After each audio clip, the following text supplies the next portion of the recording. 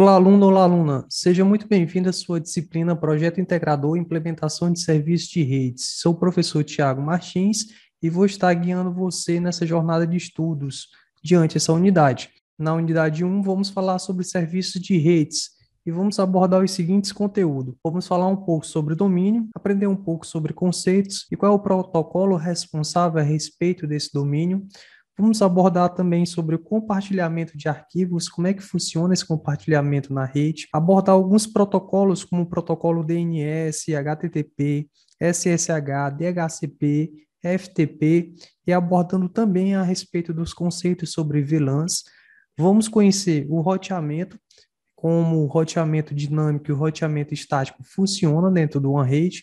Aprenderemos também a respeito de lista de controles, a ASL, e no fim vamos falar em relação à preparação do ambiente para trabalharmos com a simulação no software Packet Trace na nossa aula ao vivo. De início, eu trouxe a vocês um conceito básico sobre redes de computadores que sempre é importante lembrar o que é uma rede de computadores.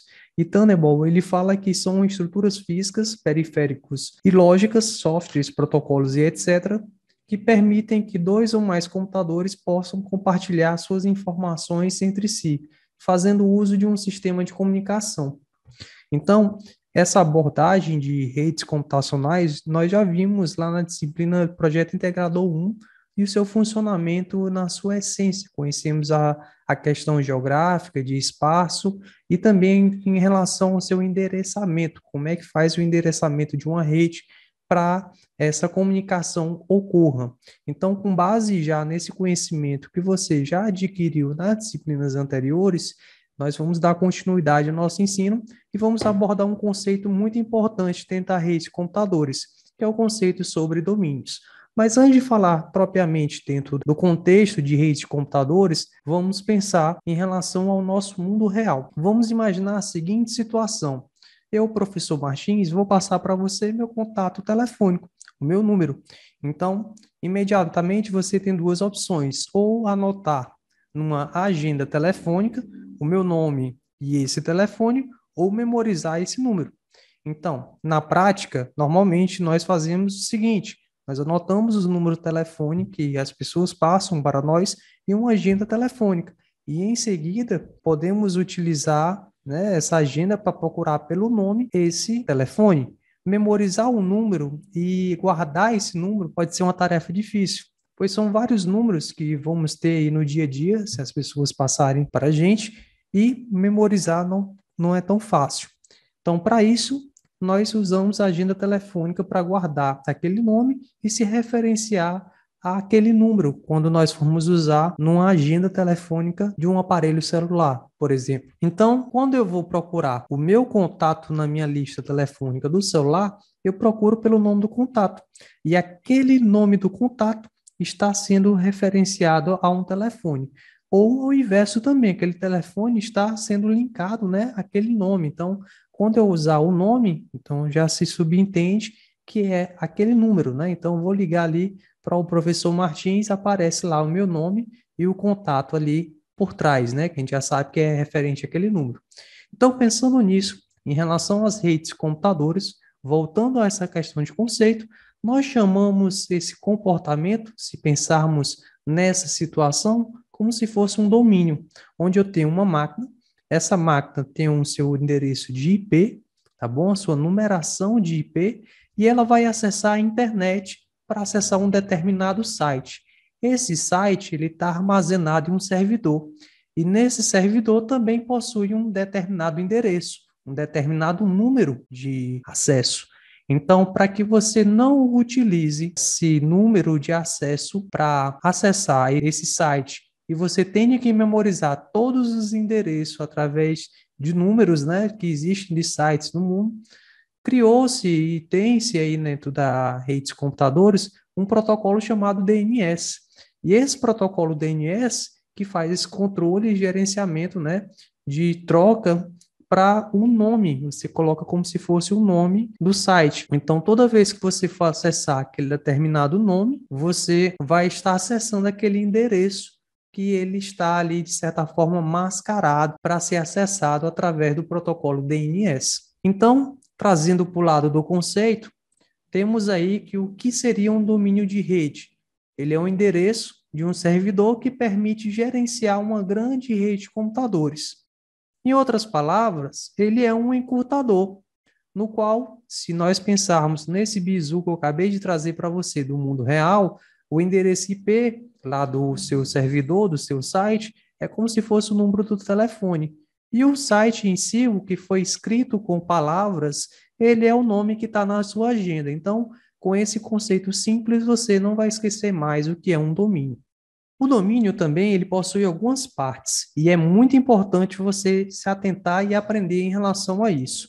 A primeira parte, onde está escrito aí meusite.com.br. Então, a primeira parte é o meu site, a parte preta. Ele se refere ao nome de um domínio. É lá onde você vai colocar essas informações de nome. A segunda parte é o .com, se refere aos tipos de domínios. E a terceira parte é o código do país. Nessa primeira parte, ela se refere exatamente ao nome que você dará ao seu site ou ao site que você vai acessar. É como se fosse uma identidade. Exemplos: o Google, Outlook, Amazon e qualquer outro site que você tenha acesso na sua rotina de trabalho ou de estudo. Já o tipo de domínio são as extensões que determinam um tipo de finalidade para o site. Por exemplo, os sites que finalizam com .com se referem a sites comerciais. Os sites que terminam com .net são sites de redes, network, comunicação que está ocorrendo ali. Os sites terminados com .org são voltados para a organização. Por exemplo, o Cielo.org, que é um site de pesquisas acadêmicas. Os sites terminados com .edu são sites educacionais. O próprio site do Instituto Federal é um .edu, que você tem um domínio ali por trás do Instituto Federal, que tem até acesso ao seu e-mail educacional, ele tem uma finalização lá com .edu. E o código do país se refere à região onde são usados os domínios. Exemplo, .br, Brasil, .pt, Portugal, .ao, Angola, .f, França, e assim por diante. Os demais países também têm a sua parte final referente à sua região. Nós aprendemos, então, que um domínio, de certa forma, é um endereço que vai te levar a acessar alguma coisa. E para que eu uso esse domínio?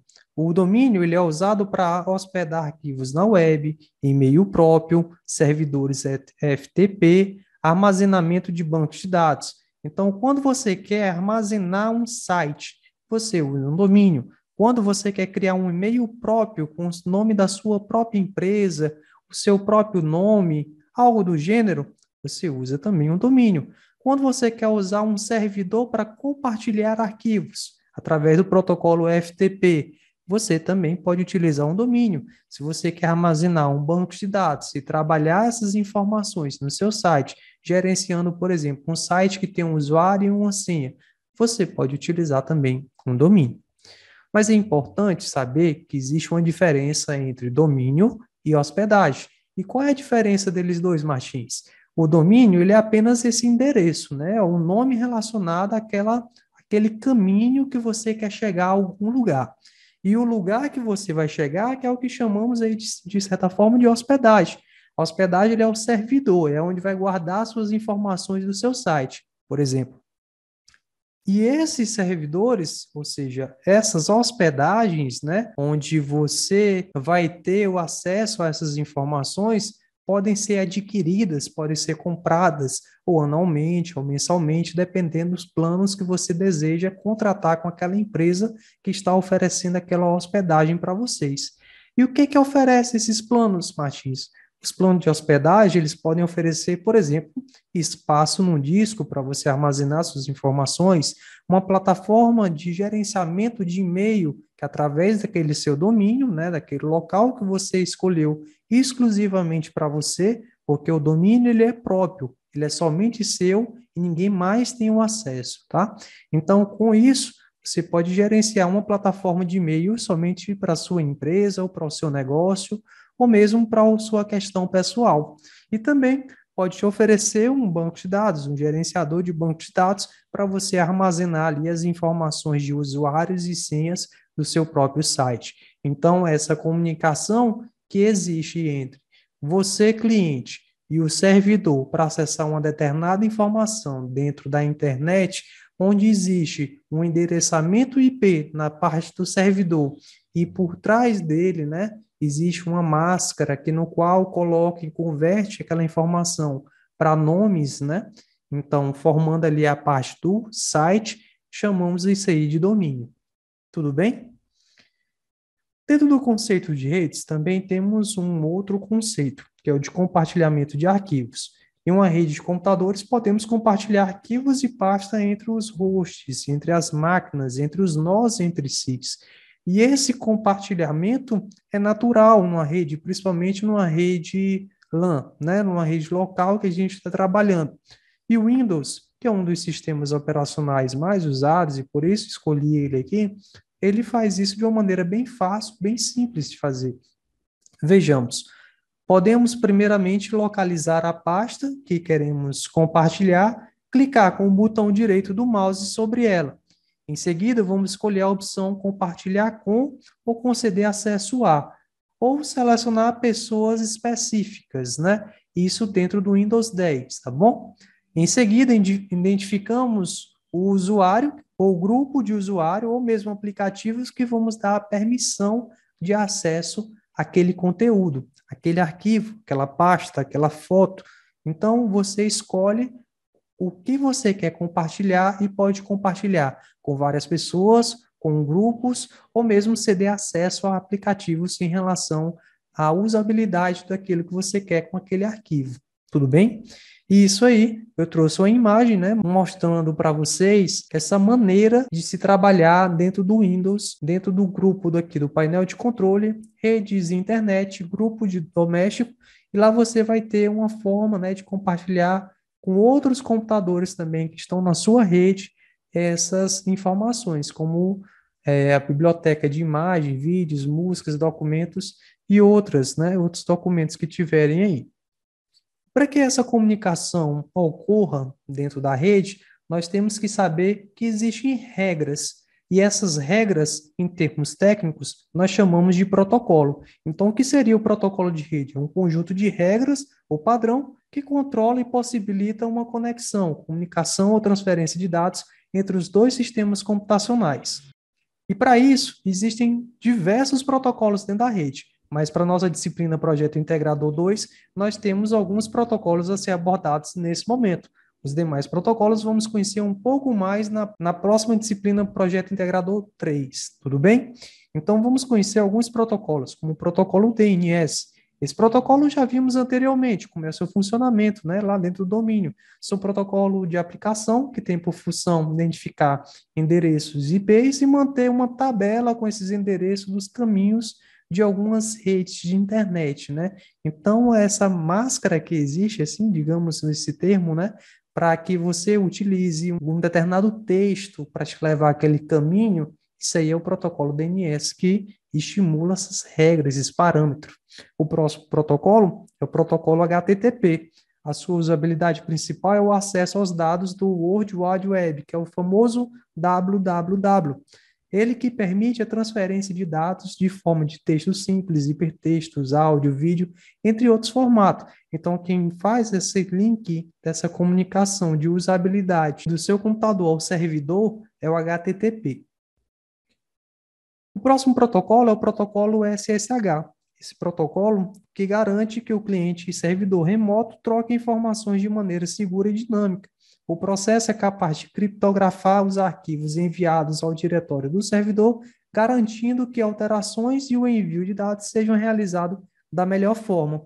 Esse protocolo, SSH, ele ajuda nessa comunicação, essa troca de informação entre você, que é chamado de cliente, e o servidor de acesso, ou seja, a máquina que você está tentando acessar. E essa comunicação ocorre de forma dinâmica, ou seja, de forma automática. Sempre que você ouvir esse termo dinâmico, lembre-se que é algo automático, tá bom? Feito pelo próprio protocolo.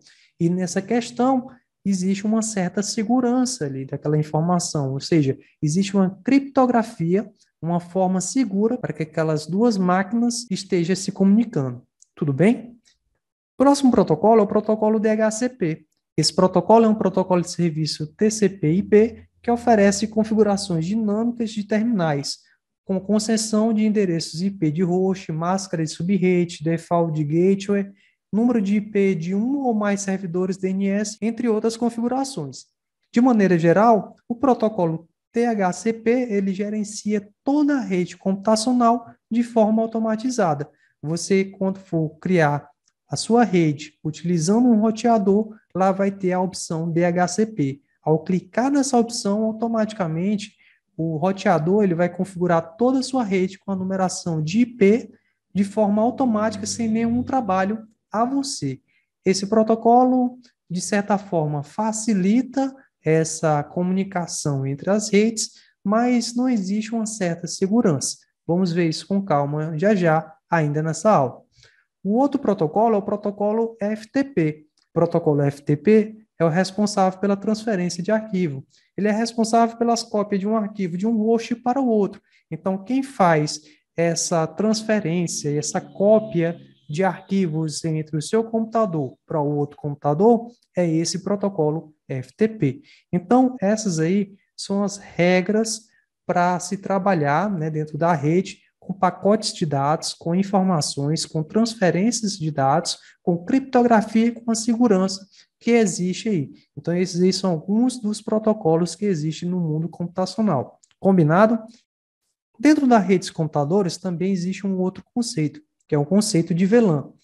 O que é uma VLAN? A VLAN nada mais é do que uma rede de área local virtual, ou seja, uma rede local simulada virtualmente de forma lógica, promovendo a conectividade entre os links de dados para uma subrede.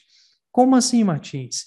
Olha só, você tem aí na imagem, que eu estou mostrando aqui para vocês, um roteador. O roteador, se você lembrar lá na disciplina Projeto Integrado 1, ele é responsável por interligar redes diferentes. Então, temos aí dois switches, switch 1 e switch 2. Imaginamos que sejam duas redes diferentes, ou então uma rede e uma subrede, tudo bem? E ele possui algumas portas, né? Essas portas estão endereçadas, né? Possuem endereços de IPs com os computadores ligados a ela. O que pode se fazer? Com um software de administração, nós podemos criar outras redes virtuais e colocar esses computadores dentro dessa rede virtual, simulando com que ele esteja numa rede à parte, e a partir daí eu posso trabalhar como se fosse uma rede diferenciada, uma rede virtual, né, de forma virtual. Tudo bem? Vou estar deixando para vocês no material complementar um vídeo explicando isso aqui de uma forma mais aprofundada. Peço, por favor, que você assista a esse vídeo, tudo bem? Vamos falar agora sobre roteamento. O que seria o roteamento? O roteamento ele já vem pelo próprio nome do roteador, né? Então faz o uso do roteador. E ele também auxilia no compartilhamento dessa informação, ou seja, na conexão entre as redes. E ele pode ser usado de dois tipos: roteamento estático e o roteamento dinâmico. No roteamento estático, que é o primeiro que nós vamos conhecer aí, ele utiliza um endereço pré-definido e configurado manualmente pelo administrador de rede, ou seja, você, futuro administrador, vai estar configurando a rede manualmente. Você tem que saber os conceitos em relação à criação dos endereços IPs. Aqueles conceitos que nós aprendemos lá na disciplina Projeto Integrador 1, tudo bem?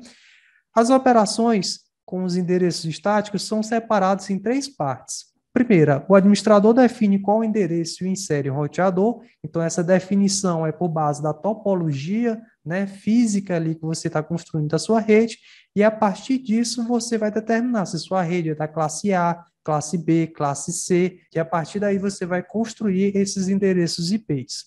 Em segundo, o endereço vai para uma tabela do roteamento que fica armazenado no roteador, o switch. Lembra que o switch ele armazena uma tabela com esses endereços e faz esse gerenciamento de forma inteligente? Nós vimos na prática também na disciplina de Projeto Integrador 1. Então, aí, ó, estamos revendo esse comportamento da disciplina Projeto Integrador 1. Na terceira parte, finalmente inicia o processo de roteamento de pacote com base no endereço definido. Então, todo esse comportamento do roteamento estático já foi abordado e foi visto na disciplina Projeto Integrador 1, que vimos na prática, né? Onde o computador, nós definimos o endereço IP e a partir daí ele conseguia enviar os pacotes dentro da rede. Nós vimos lá os pacotes caminhando, né, para o seu switch, do switch sendo distribuído para o computador de destino. Então, aquilo ali é o roteamento estático. E o que seria, então, Martins, um roteamento dinâmico? Esse roteamento dinâmico, ele utiliza protocolos de roteamento que ajustam automaticamente os endereços de acordo com as alterações de topologia e outros fatores, tais como o tráfego. Um exemplo de protocolo é o protocolo DHCP, que configura automaticamente os endereços IPs da rede. Esse protocolo, uma vez ativado, ele já vai configurar sua rede por completo. Tudo bem? Outro protocolo é o protocolo OSPF, que também é um protocolo de roteamento para redes que cooperam com o protocolo IP. Esse protocolo, o protocolo OSPF, ele é um protocolo de roteamento do tipo link state, ou seja, estado de link, que veio substituir o antigo protocolo RIP. Antes existia um protocolo de roteamento chamado RIP, que trabalhava com uma tabela de vetores, e ele foi abandonado com o tempo para uma melhoria no tráfego de informações. Surgiu então esse protocolo aí, o OSPF, que ele envia avisos sobre o estado de conexão, que é através de uma tabelinha chamada LSA, que é na sua tradução literal aí, é uma tabela de avisos de estado de link, onde todos os roteadores de uma mesma área hierárquica passam informações entre si a respeito do seu estado. Informações como interfaces de rede, métricas usadas e outras variáveis que são inclusas nessa LSA. E ao mesmo tempo que o roteador do OSPF acumula essas informações sobre esse estado do link, ele usa um algoritmo que chamamos de SPF. Esse algoritmo é um algoritmo que calcula a menor rota para levar aquela informação. Ou seja, existe aí, de uma certa forma, uma certa inteligência dentro desse protocolo para essa comunicação, tá bom? Vou também estar deixando para vocês um vídeo mais explicativo a fundo e até mesmo na prática, no material complementar de vocês, tudo bem? A respeito do protocolo OSPF. Então, voltamos aqui à questão do dinâmico e do estático. Eu trouxe para vocês uma tabela comparativa que mostra em relação às diferenças entre os dois. Temos aí, em relação à sua complexidade de configuração, onde o roteamento dinâmico ele é independente do tamanho da rede, na maioria das vezes. Então, a questão da rede ser complexa de configurar, o roteamento dinâmico ele consegue naturalmente configurar isso aí. Porém, o estático, que é aquele manual, lembra? O roteamento estático é o manual. Ele aumenta essa complexidade de configuração a depender do tamanho da rede, porque como você vai fazer de forma manual, e se a rede for muito grande, muito ampla, é necessário mais administradores de rede, uma equipe trabalhando em conjunto para poder estar gerenciando todas aquelas máquinas e hosts e servidores presentes. Se usasse o roteamento dinâmico, você iria configurar tudo isso de uma forma automática. As alterações de topologia, de estrutura física ou lógica mesmo que você for construir dentro da rede, no roteamento dinâmico, ele se adapta automaticamente às alterações. Tudo ocorre de forma bem natural dentro do roteamento dinâmico, já que uma vez é a própria máquina que vai trabalhar para você. Já o roteamento estático, ele requer intervenção do administrador. É preciso a atenção da equipe ou do próprio administrador para poder estar gerenciando aquela mudança de topologia que ocorreu. No fator escalabilidade, o roteamento dinâmico ele é adequado para topologia simples e complexa. Já o roteamento estático ele é adequado para topologia simples, mas não significa que a complexa também não dê para fazer, porém vai existir um pouco mais de trabalho.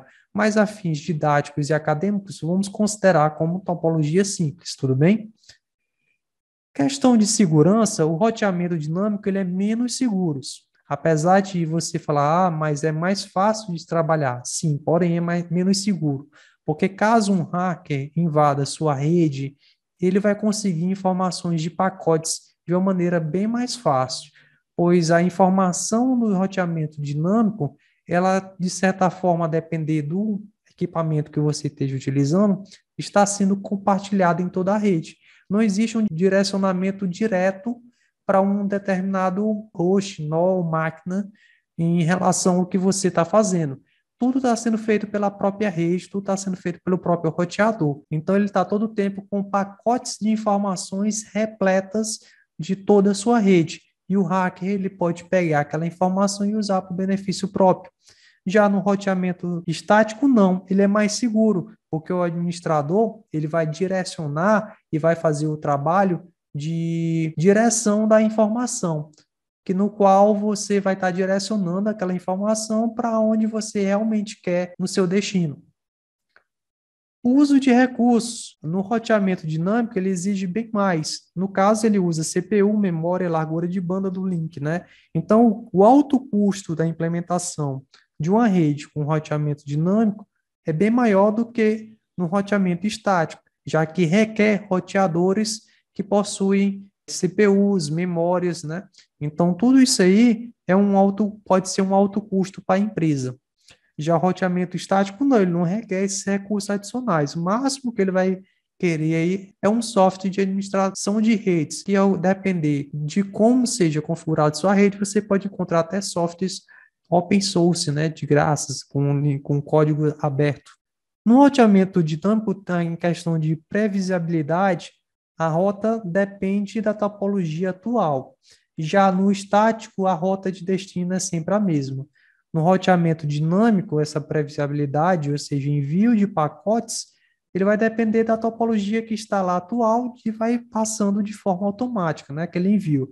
Já o estático, não. A rota vai ser sempre a mesma porque o administrador vai configurar sua rede, ele vai repetir aquilo que o administrador configurou para que possa estar sempre enviando aquela informação dentro daquele fluxo que foi configurado. Combinado? Por fim, temos então nossa lista de controle de acesso, a ACL. E o que seria essa ACL? Ela é o Access Control List, né? Que é uma lista sequencial de instruções de permissão ou de negação que se aplicam a endereços ou protocolos da camada superior. De maneira geral, as ACLs são listas configuradas dentro do roteador, dentro do software de administração, que você vai informar instruções em relações de permissão ou negação de acesso entre os computadores, entre os endereços, entre os protocolos. Você vai administrar através de uma lista essas questões de segurança. Então, é importante configurar as ACL para fornecer essa segurança para a rede